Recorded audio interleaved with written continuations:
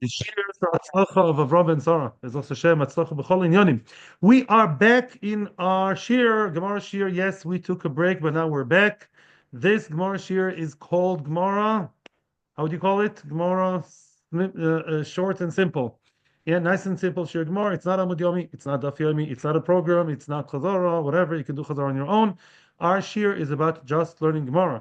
Not too much beer, not too much in Vikias. And even if you're not with us before, you can definitely, jump on the bandwagon right now. Even if you're not here with us before, you can definitely understand what's going on now.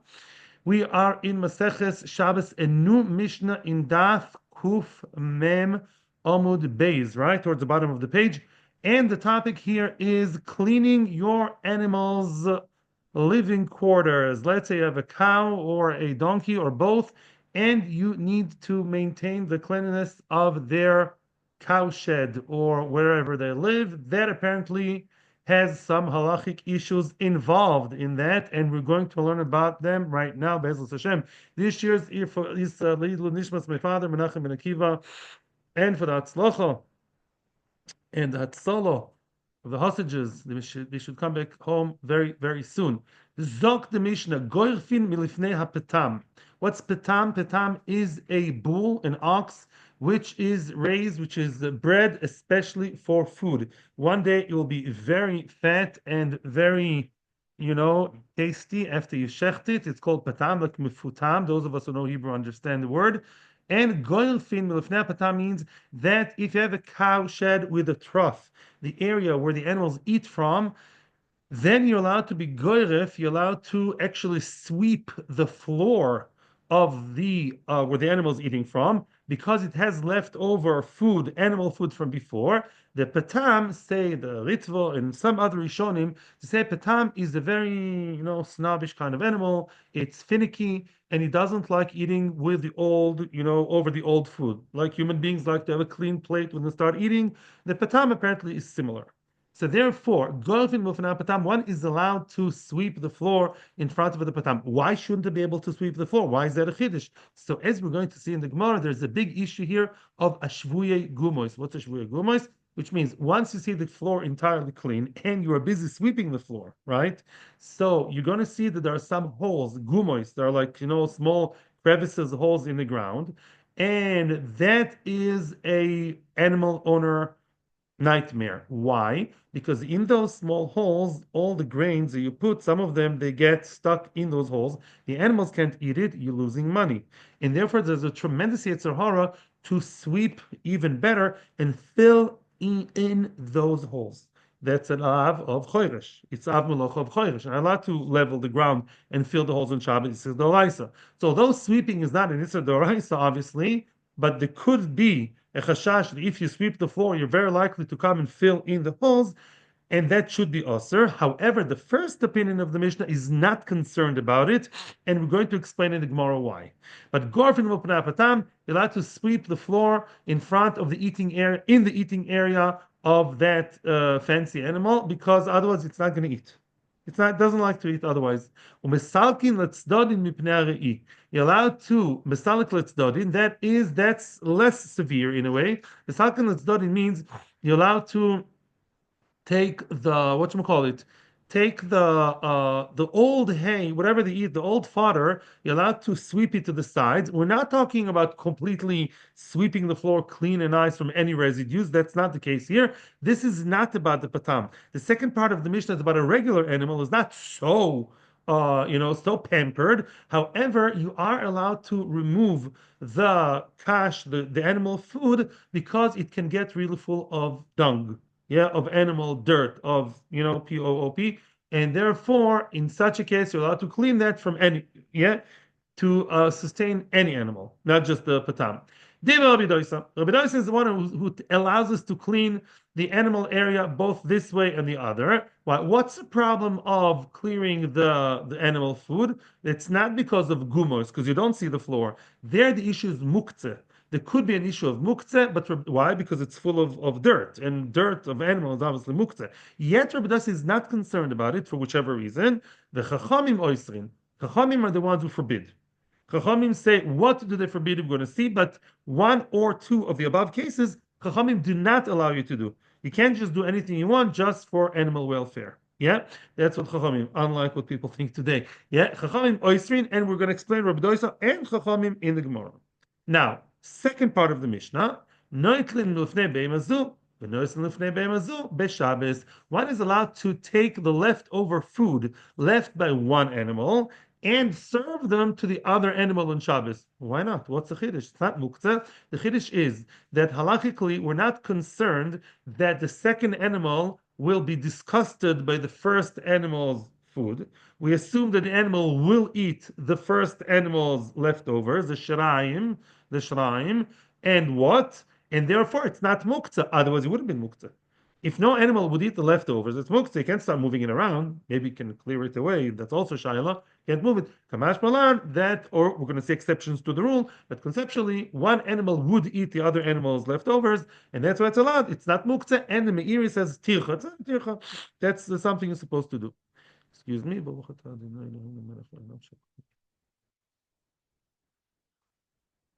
Now, Zog the Gemara. Now the question is, how do you interpret, what did Rabbi Doisa say? He allowed you to clean completely and clean partially with the issue of muktzeh, of the teven, and Chachamim did not allow. Chachamim oisrin. Ibailu. The question they had in this medrash, Rabbanon aresha pligi or a seifa pligi or atarvayu pligi. When Chachamim argue, what's pligi? Argue. When Chachamim argue on Reb Dosa, did they argue on the first case, which is an issue of, oops, you may come to fill in the holes and sweep in and level the ground, doraisa?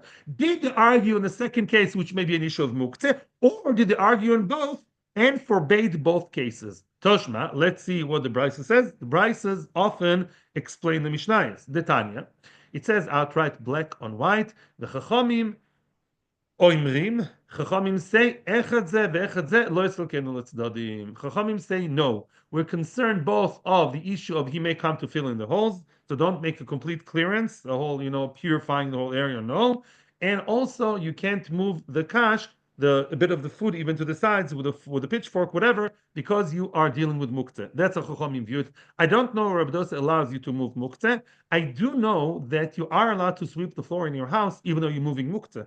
Because the Maisa, the dirt on the floor is muktzeh, they say because of the cleanliness, because of hygiene, and also because you're moving it indirectly. So maybe that's where Rabbi Dosa allows it here too, possibly. The Rishonim don't explain. Amar Rav Chizda. Now Rav Chizda is coming to qualify the machlokas even more. Machlokas be'evus shel karka. The argument regarding cleaning completely, cleansing the eating area, is only the avus which is made out of dirt. Meaning, in some cow sheds, the animals stick out their heads. They kind of they take out their heads and they eat straight from the floor. The floor itself is the eating area. There, of course, Chachamim don't allow you to do anything, because if you sweep the floor, you'll come to really sweep the floor and fill in the holes, and that's bad news. And Rabbi Dosa does allow it. Aval beibus shel kli. Let's say you're a fancier guy, you are a nice, fancy 5-star farmer, and your avus is not just the ground. You have a nice avus of a kli made out of plastic, PVC, whatever. I don't know, perspex, whatever that is, gold, silver. I don't know what Trump has in his, I don't know. Avus shel kli, it's made out of a separate kli above ground, nothing to do with the ground. You can sweep it all day long, you'll never hit the ground. It's not the ground. So then divrakol mutar. Then everybody says it's okay because there's no concern. I'll come to fill in the holes. There are no holes, no ground. Yeah. I frek the Gemara. The Gemara is now challenging that. The Evus shel karka mi'ika l'man deshari. Would any Tana in the world, would anybody in the world allow you to sweep the Avus of the Karka, namely Rabbi Dosa, hakamash bigumos? You're surely going to come and level the ground, and fill in the holes. And Rashi and Tosfos explain that even though we're not always concerned about the shvuya gumos, sometimes it's a machloikis. In this case, the Yitzhahara is much stronger. The personal interest is very much so, because the gumos are not just an aesthetic thing; it's money. Because all your grains, expensive grains you bought for animals, they're falling through the cracks, literally falling through the cracks, and that's a loss. So you're very, very, all for Brent on filling the holes. And Shabbos says, we're concerned. So you want to tell me, Rav Dos is not concerned about that. It's a ground, there are holes, there's the food there. It's almost Yosef Atzadik with Eshes Potifar, but we're not Yosef Atzadik, all of us. Ela must be, we have to change the statement of Rav Chizda. Itmar hachi itmar. If you want to learn Rav Chizda's statement, this is how you should learn it. Rav Chizda, mechloikes beivus shel kli, aval beivus shel karka dibakol osu, which means the other way around. The mechloikes is evus shel kli, which means, according to Rabbi Doisa, if the evus is made out of material, it's a separate, vessel, separate receptacle, plastic, aluminum, whatever it's made out of, yeah, stone, something. Then Rabbadosa says, no problem. There's no ground, no holes. Go ahead and do it. Clean it. Chachamim are concerned. And they say, uh-oh, if today you clean the Avos shall clean, next Shabbos or next door, you'll come to do the same with the Avos shall karka. Oh, and Avos shall karka, that's red alert. You don't mess up with that. Aval be'evus shel karka, divrei hakol osu. The evus shel karka, if we're dealing with the actual evus made out of earth, the floor of the avus is the earth itself, where the danger is imminent, because for sure you're going to come, very likely, we'll say for sure, very likely you'll come to fill in the holes, then even Rabdosa, the lenient one, the Mekel, would not allow you to do that. So let's summarize. So the coolest of Rabdosa, we don't paskin by. Halacha is like Chachamim. You can see it in Shulchan Aruch. I did, and the Shulchan Aruch tells us you are not allowed to completely clean or partially clean the animals. The animals' eating area, even if it is even if it's made out of not karka, because we're concerned you may come another time to fill in the one of the karka, and that's also. Yeah. Now, if your animal doesn't want to eat, I don't know, you have to find another solution. Yeah, find another solution. I don't know what, because of course your animal does have to eat on Shabbos. For sure. You should feed your animal, your own animal, not other people's animals. That's another technical question. But to clean, make sure it's clean before Shabbos, and you do what you can. Oh, the very end of the Mishnah told us one is allowed to place to excuse me, one is allowed to place the food, the leftover, the leftover food from one animal and serve it to the other animal, and that's okay. Now we're going to see in the brisa that that too is limited. Tanachada, there are two brises we're going to read now regarding the issue of shiraim of the animal, and one Tana seems to contradict the other, but then we will explain it all. Tanachada noitlin milifnei behema shapia yofe, v'noislin milifnei behema shapia ra. In other words, you're allowed to take food from the animal that has a nice mouth, whatever that means, and you give the food, the leftovers, to behema shapira, to the animal that has a bad mouth. What does it mean? Speaks Lashon Hara. We're going to see what it means. Vitanya Idach, the other brisa, says just the opposite. Vitanya Idach, contradicts and says noitlin milfnei behema shapira. You're allowed to take food, leftover food, from the animal that has a bad mouth, and you can give those leftover, whatever she started chewing and left behind, you can give it to the animal that has a good mouth. So looks like the brises are arguing, or right? One of them says from the good one to the bad one. The other one says just the opposite. Amar Abaye, everything is good. One big happy family, says Abaye, don't worry. Both brises are not arguing with each other. They say the same thing. In fact, they're just defining Yofe and Ra differently. Let's see. Let's let Abaye do the job for us. Amar Abaye, Idi ve'idi mekame chamra. Idi ve'idi means what? Both this and that brisa. Both brisa A and brisa B are saying the same thing. And they say, mekame chamra lekame toiro shaklinan. From in front of a donkey to the cow, to the ox, to the whatever, one of that family, shaklinan. Yes, you can take from the animals left over and give it to the cow, and soon we'll explain why. From the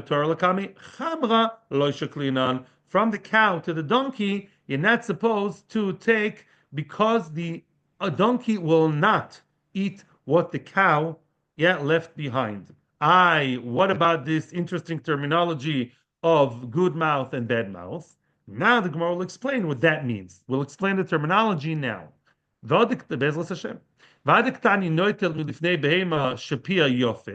Why is the animal chamor, the donkey, is called the one with the good mouth? The chamor delays leiriri. The chamor has no saliva. Of course, the chamor does have saliva. What the Gemara means to say, as Rashi explains, the chamor is a clean eater.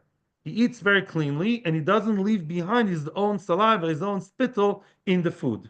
Yeah, like some people eat differently too. He's a more of a elegant, well-mannered eater. His mommy taught him manners, the chamor, so he doesn't eat with leaving behind odarim, and therefore he leaves behind nice, clean leftovers.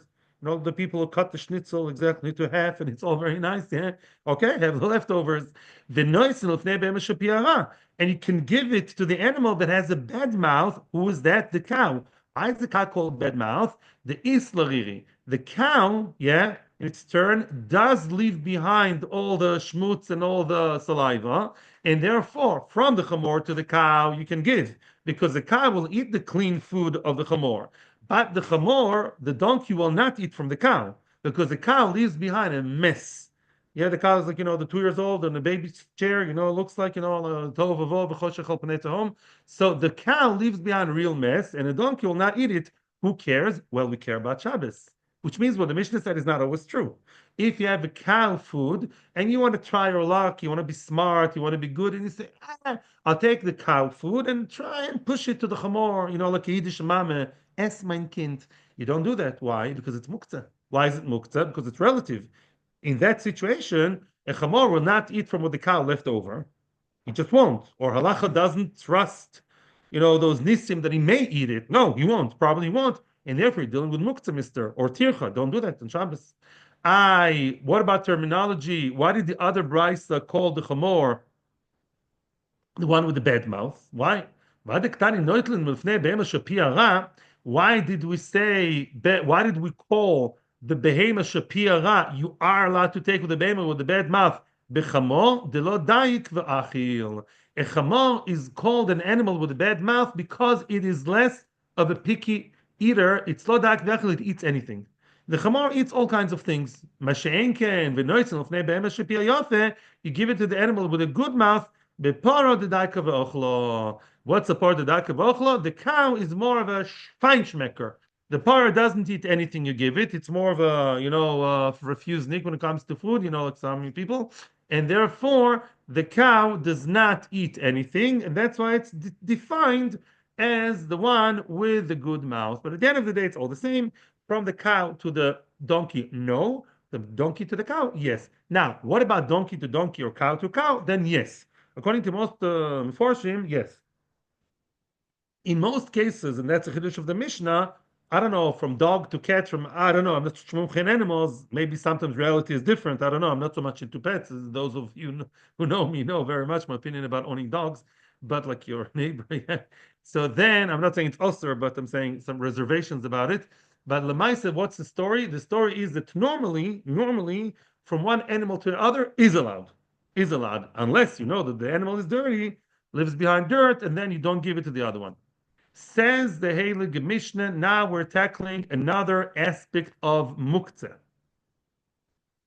And as we said yesterday in the introduction, we said, and we're going to say again, there are two types of muktzeh, not types of muktzeh, there are two types of moving muktzeh, two types of dealing with muktzeh that are sometimes allowed, and that is muktzeh, which you move with your body, tiltul begufoi. Instead of moving with your hands, you move it with your shoulders, as we're going to see. You move with your elbows, you do acrobatics, you move with your toes.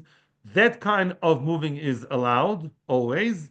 And there's another kind of tiltul minatzad, when you move an item indirectly. Yeah, you have, let's say you have one item buried in muktzeh, and you pull out the item, and the muktzeh flies out, so the muktzeh is removed, but not with your direct motion, but indirect. That's called tiltul minatzad, and that sometimes is allowed if you do it for the sake of the permitted object, not for the sake of the muktzeh. Let's see now what the story is. Says the Mishnah. Akash shal gabe hamita. A person wants to go to sleep, and back then it was very common to sleep on hay, straw. Yeah, instead of a nice, gewaldige American mattress, they would have straw, and that was used like a mattress. However, the chiddush is that even if this kash is on the bed, it's not necessarily automatically assumed to be your linen or your mattress, because most kash, most hay and straw back then were used for fire, not firewood, fire fuel, to fuel the fire, and that's muktzeh. Last time I checked, you can't light fire on Shabbos, right? And since the kash, unless known otherwise, is meant as fueling the fire, to fuel the fire, it's muktzeh. And therefore, now you want to go to sleep. That's not so simple. Why? To sleep and lie down in it is fine. You're not touching it, just your back. But let's say the kash is not so nicely arranged, and you want to make it nice, smooth, straight, even. You want your kash mattress to be nice and classy. You want a nice Shabbos shlof.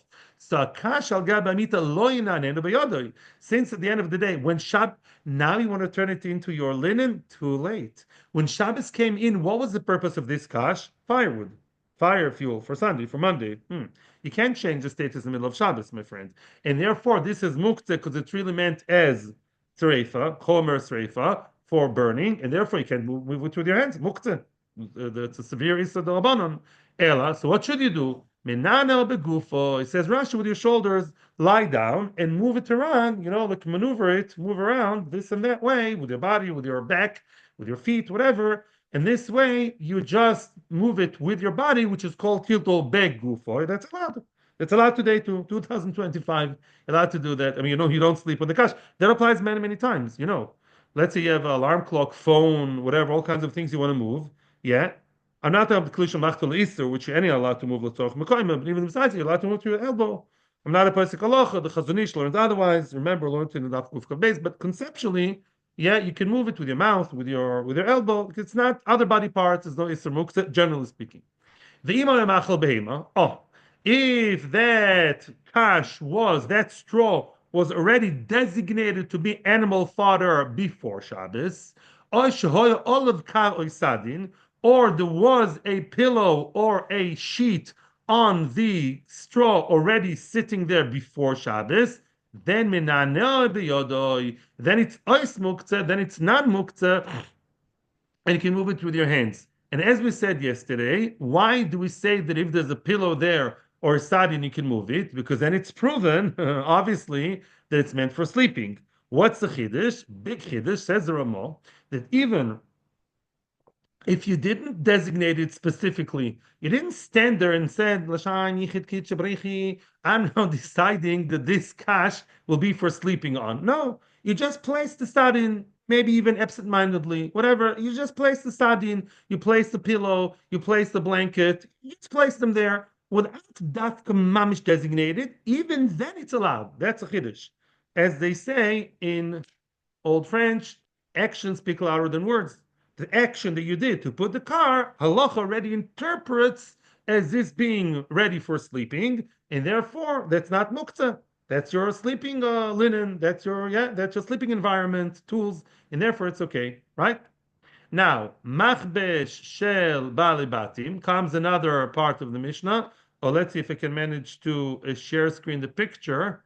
One second. I want to share the picture with you. Let's see if we can, whatever, it doesn't matter. No, no, we don't. One second.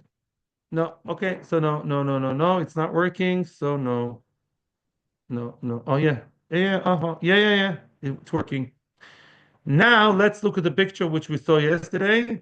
This is an old time press. Instead of ironing, which is what we do today, what's the press? You see, there are two big planks, one on top, one in the bottom. In the middle, you have the garment which you want to press, you want to iron. And what do? You basically, according to the amount of pressure you want to apply, you put in and out what's the names, those pegs. Yeah, they're like pegs, and you stick, yeah, the little stick inside the hole, and it presses it. When you want to take out your already nicely pressed garment, you take them out. You take out those little pegs from the sides, and you lift up the whole business, and you take out your precious, beautifully pressed shirt or whatever. That's the way to do it in the olden days. Now, on Shabbos, that may possibly pose a problem. Let's see. Machbesh shel balibatim. You have a press of regular people, meaning unprofessional. You have the home press, not something professional in the in the laundrette.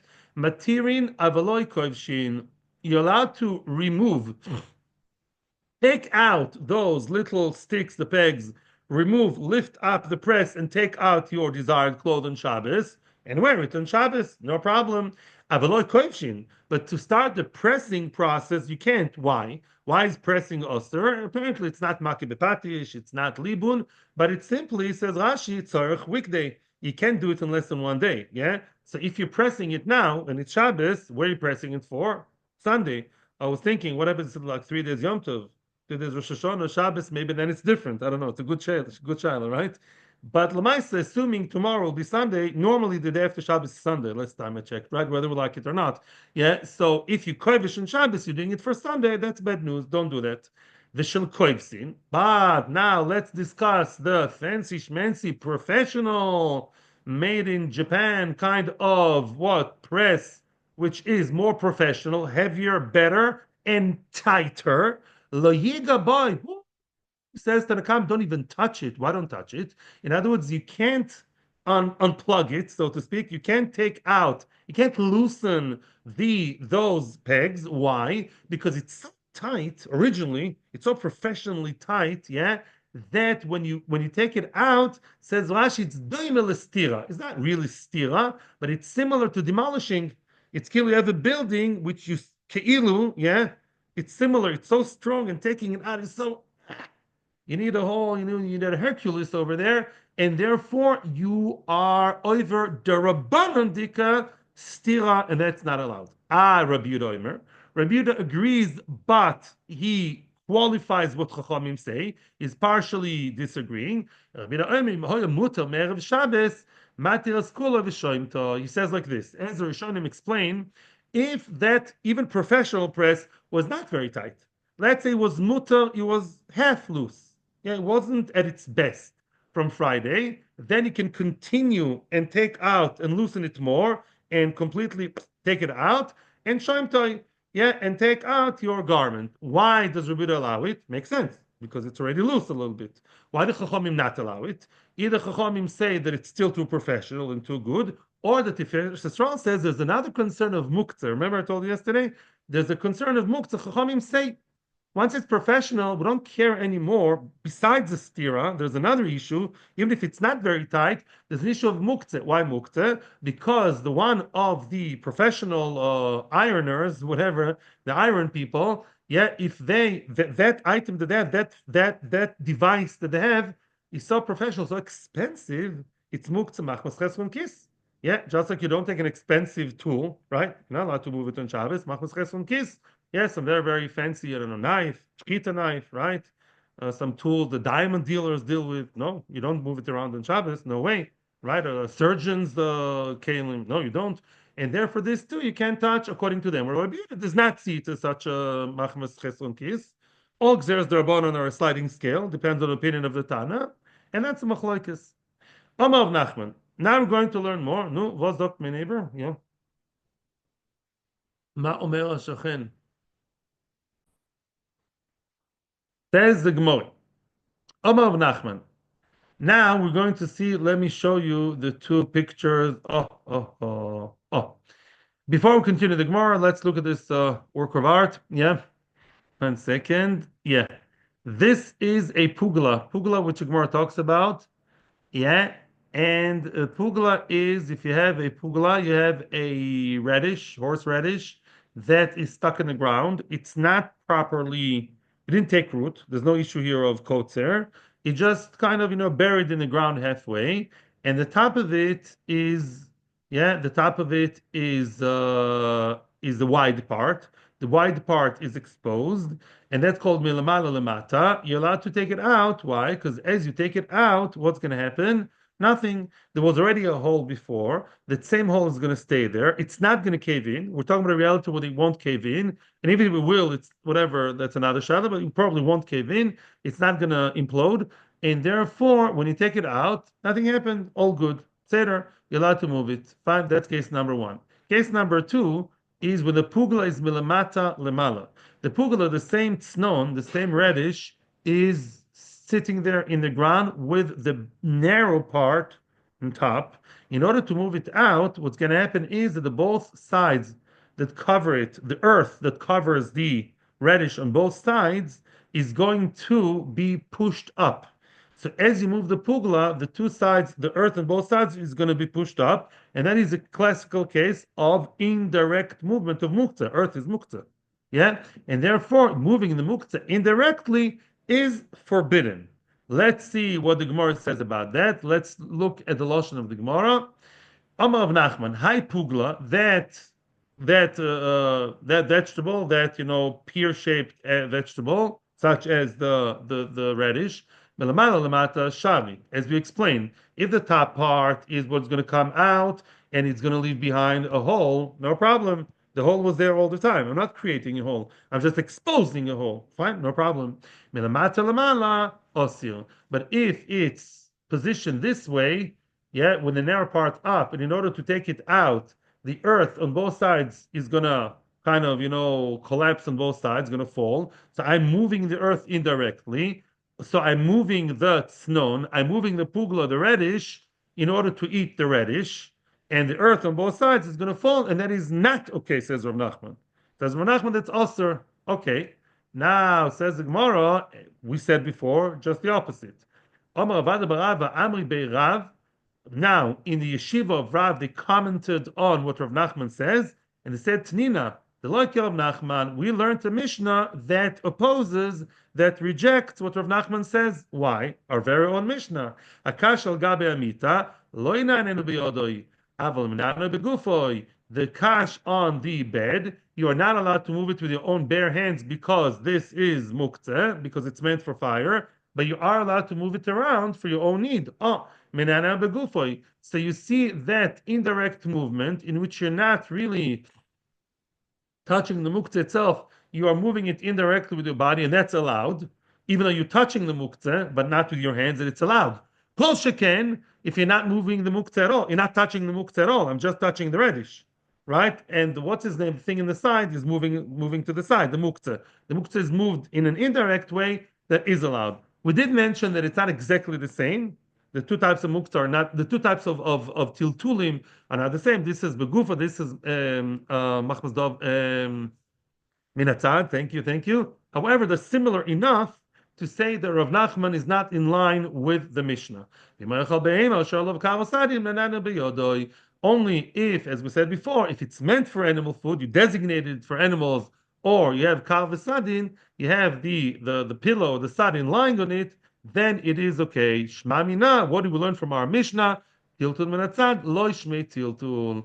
Tiltul from the side is not called tiltul, and it has two derivatives in the body and with an indirect movement. And it's not called tiltul, it's allowed in Shabbos. Shma mina. That's what we're learning over here. Before we continue, I just pointed out yesterday, and I'll say it again today, that the Mishnah Berurah says there is one case in which the radish should not be taken out, even if it is the right way around. Remember, we spoke about if it's this way, right? If I take it out with a wider part, all that's left is just a cavity, which was always there. I didn't create it, so it's okay. But the Mishnah Berurah says if it's indoors, if it's in your house, don't do it, because you're not allowed to create holes in your house, even if you manage to trick the system and you're not over in choresh, but you somehow expose the hole in Shabbos, because holes in your floor of your dining room on Shabbos is not something welcome by anybody, definitely not your wife, your shalom bais, and you may come to fill it. So then don't do that. Leave the radish over there. Right, only the garden that's allowed. Because there you don't care, you have some holes here and there. Amar Yehuda. Oh, I hope we get more. Oh, this I studied better today, Baruch Hashem. Amar Yehuda. Now, says Tosfos, Tosfos and Rosh explained that the following case is connected to what we just saw now, because we're talking about shinui. What did we just discuss now? Literally a few seconds ago. Tiltul with shinui.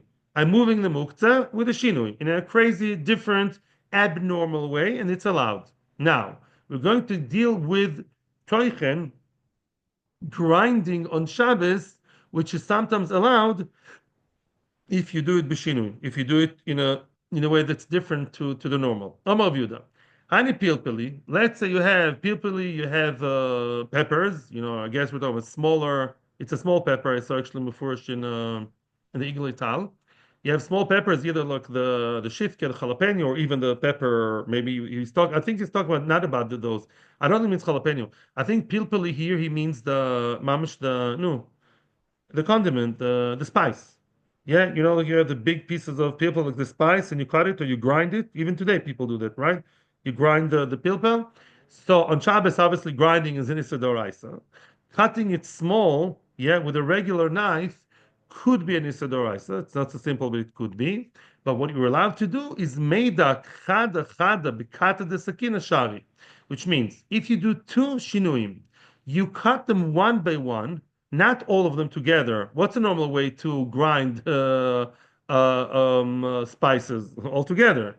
But if you cut each and every grain of spice separately, that's very different, right?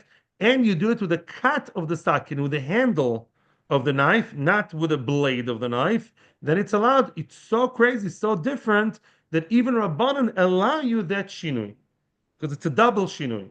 Talti osio. But if you have two grains of pepper together, that's already osir. That's already too normal. It's not enough of a shinui, even if you use the back of the knife. Now, Rove Omar, Rove says, and Allah is like Rove, you can see in the Shulchan Aruch, Rove Omar, given the Mishani, afilu tuva nami, says Rove as follows, because since you change the form of cutting, you're not cutting it with a blade, you're cutting it or crushing it with the back of the knife.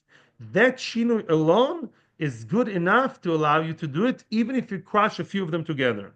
My question is, and everyone's question is, what do you mean? It's shinui. Thank you, shinui. Shinui is always awesome with the rabbanon. How come shinui here is muter lechatchila? So the Eagle Ital asks the question. I saw it today. It gives a very long answer, but I would go for the shorter answer of the B'si Yosef. B'si Yosef, quoting people before B'si Yosef.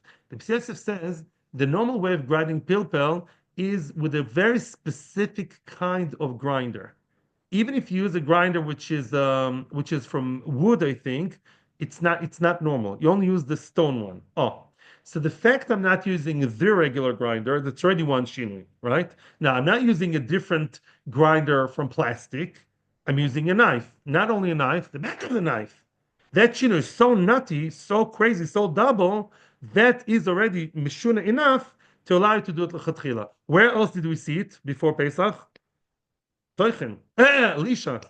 Lisha is crazy. Lisha is the hardest al malach in my humble opinion.